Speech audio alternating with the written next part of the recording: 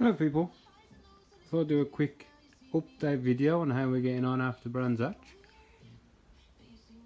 Car worked well, performed as we needed it to, considering it was really just a quick shakedown. We didn't expect to come anywhere, win anything or get anywhere. But in the end, you know, 2 4th overalls, 2 first in classes. Car worked well.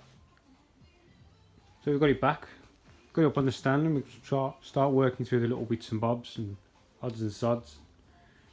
As you saw in the last race, about 3 laps from the end, I backed off because my temperature gauge dropped to 0. And from now we know the gauge decided to disembark itself and ended up with our temperature gauge. So I thought, slow down, keep an eye on the oil pressures. You know, as you know, if the oil pressure starts dropping off, then engine's running warm. So I'd pull over. But a couple of laps from the end, I thought, you know, keep going and see what happens. We also had another issue, that's why all this is unplugged. Throttle bodies were trying to push themselves off the back of the engine, and we think it's due to the wind. Because these stick out the bonnet, the wind is literally pushing them off the back. So I've started making a little aluminium support to give you, you know, a bit of extra stability there. We've had the rocker cover off, and we've taken the cam carrier off this one because this bolt, which was this bolt, had 0 threads left. So it covered everything in a thick coat of oil, which is good for rust prevention, as you know, but on a race car, not so much. So that was that. Chain, I'll put a little video up of my chain wear, because it was quite a lot. We've gained 7mm, and a little bit of slack compared to the new one that's got really nothing. But the biggest issue is heat. You need to control the heat management. That's the new chain. That's the old chain. Can you see the different colours in links? These have got very warm, and it's all the way through the chain. You've got one here, like half a link. So that is something we need to address.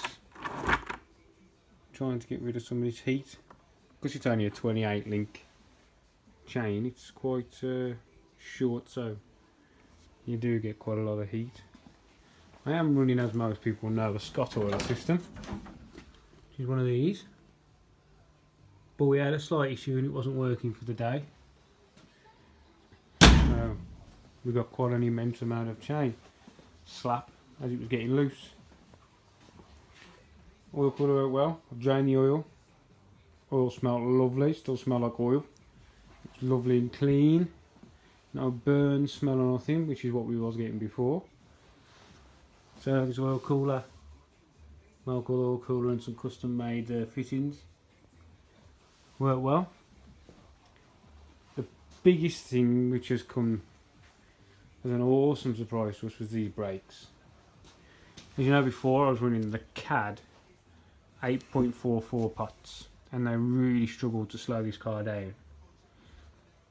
These things, this kit was a Z-Cars kit. Absolutely amazing. The stopping power was just unbelievable. To be honest, you just touch the brakes, and I'm only running a single 7.5 Willwood. Stopping power was awesome. You just hit the brakes and you could feel the back end coming line, not because of the rear brakes locking, the front was diving. So I mean, I've got these Quantums on now, but I haven't adjusted them. Probably didn't help that I didn't have my Southern Owlings damper on my front roll bar, so I can harden and soften it as I will. But on the brakes that much, the front splitter has been kissing the floor. More so on the passenger, as it Brands Hatch is a left-hand circuit, isn't it? Tyre wear was pretty good. It's used a little bit more on the inside of the passenger, but it's not too bad. Bit of rubber everywhere. We had a problem with this corner. Lowered itself as all the new cones settled in. Went down 1/4 inch. The camber went up from 1.5 to 2.1, which probably didn't help in the tyre wear.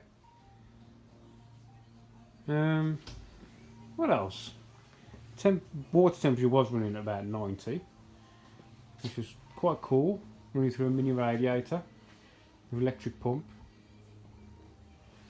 Another issue we had, well, I had, is when you're in the car and you're all strapped in, my control panel there, I can't see it because my hand device is restricting my head.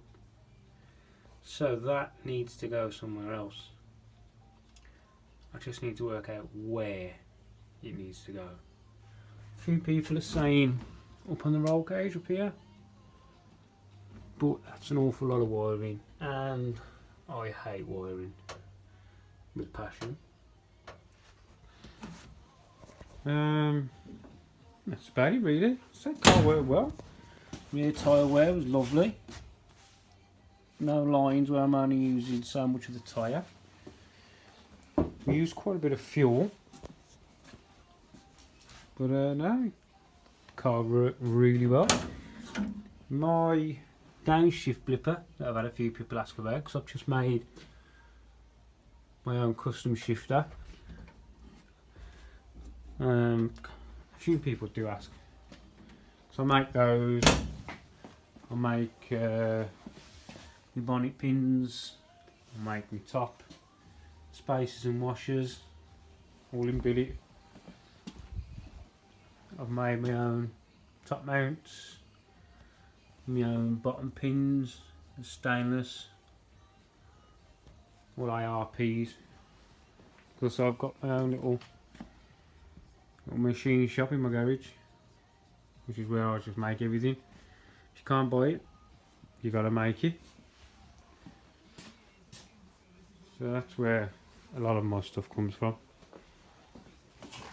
But as I was saying, my auto blipper, which is basically this little doofer cable going into the shifter. I've got a few adjustment holes. I've got 4 adjustment holes, which is the adjustment for the point where it starts blipping. So the higher up, the earlier the blip, the lower down, the later the blip comes in.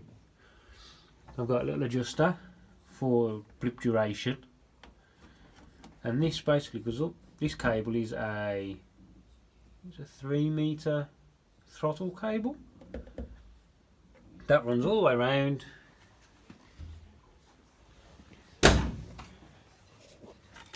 And it goes up there. And it runs on, I don't know if you'll see through it, it just runs on the same as the throttle cable. So when you downshift, it just automatically blips the throttle. And when you're accelerating, the cable just goes slack. So it doesn't cause an issue on when the engine will rev itself. It just works, which is a bonus. Apart from that, from Brands, we didn't have any issue. As you can see, I was using a lot more tyre on the left. Yeah, it's been stuck on everywhere in the drivers, but you know, it is a left-hand, well, right-hand circuit, isn't it? And an update on my drive shafts, because I sheared the passenger are doing a test launch in the pits before quali. Basically 20 minutes before our driver briefing, I broke this shaft. Luckily I didn't have much faith in them anyway, so I took my original 2 drive shafts that came out of the vehicle with me as a spare. So as this shaft broke, we were like, oh bugger, we're going to miss quali because I've got to go to this driver meeting. I think I broke it at 8:30. The driver's briefing was at 9.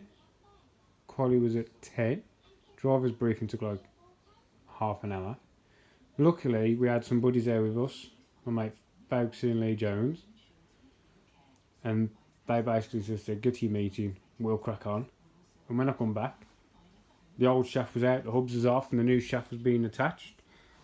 Mr. Bill Richards, thank you very much. He gave us an outer CV joint because biggest issue we had was this is the CV joint, and as everybody knows, when you break a joint shaft, it leaves it in the joint. So Mr. Bill Richards come to the rescue and gave us a joint to get us rocking and rolling. So then that got us through quali. I did about 3 laps, just cruising around, scrubbing in my brand new tyres. Then I did about 2 moderately hot laps because I'd never run brands before. Car was first time out. I think I got P8. I think there was 14 cars, something like that. And then someone pushed me out to P9. But then when we came back in from quali, this CV boot had popped off this side, and we could clearly see that the other drive shaft had twisted. So about, keeping it up as we go, about an hour before the first race, we are ripping apart the other side, swapping the other drive shaft before it broke. And my 2 original shafts lasted 2 races quite well. I wasn't pushing the car to its max because basically I'm a novice. The car can go a lot faster than I know how to drive it basically, and I didn't want to overcook it because the main mission of the weekend was to start and finish 2 races and learn a bit more about the chassis of the car before I proceed to push it more and possibly get myself into trouble in it. So yeah, I think I could have got higher up, and again I could have got lower down if I'd have come off, so we played it safe. But yeah, that's the car, and that's how she finished. She did well. Nothing really went wrong apart from the shafts, but no, she started and finished both races. So we're just trying to get it done now, and if I can find the funds, I might start racing in the Classic Touring Car Racing Club, and I've got a race on the 24th of August at Donington Park, but I think I'm pushing to make that financial wise because I'm having to buy a new chain, and I've got to get a new harness because I had to lend a harness from my mate David Franks from the Firefighting Race Team because mine's out of date, so I had to do that. So I've got to get a new one of them, and there's new bits of this, new temperature gauges. It's a lot to take on when you've got to add in the cost of the racing, the entry fee and joining the club. So yeah, we'll go from where we are and see if we can, if we can't, we can't. But